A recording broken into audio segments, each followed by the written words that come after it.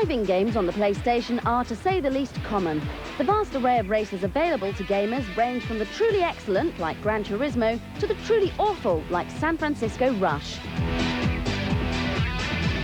And settling nicely in between the two, the long-running Test Drive series has always featured amazing graphics and fast gameplay, but never really reached pole position with its lack of depth and fine-tuning. But now Pitfall, the game's designers, are about to unleash Test Drive 5, a sequel that has finally pushed the series out of mediocrity into one of the leading racers on the PlayStation. So to find out exactly how they achieved this, one of the game's top programmers drove down to tell us a thing or two about flash-looking motors. Firstly, we took the Test Drive 4 engine, which was we were pushed for time with, and went back to the drawing board. We got all the feedback from all the players around the world. The biggest thing was they wanted split screen, they wanted tracks to split so they could take shortcuts and things. They wanted basically more cars, more tracks, so we more than trebled the cars and tracks count in the game. We went to high res to make the graphics look smoother. We put fully environment mapping in all the cars, and we just really went to town on the game. Heading into town with Test Drive 5 certainly feels far more funkier than before, with its dark, brooding tracks, police chases and some intense high-speed action.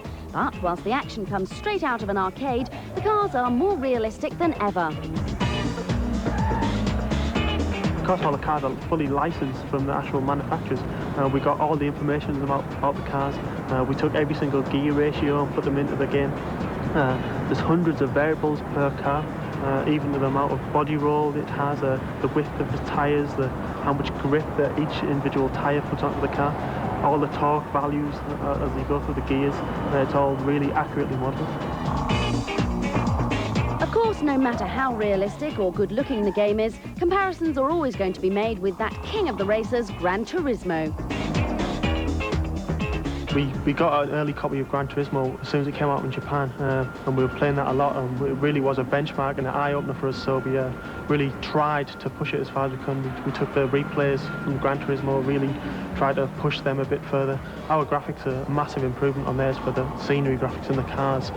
If you put them side by side, ours just blows it away. If you can't afford the kind of cars programmers enjoy messing around in, Test Drive 5 is perhaps the next best thing. So if you're feeling a bit naughty, jump into that virtual supercar and get flying.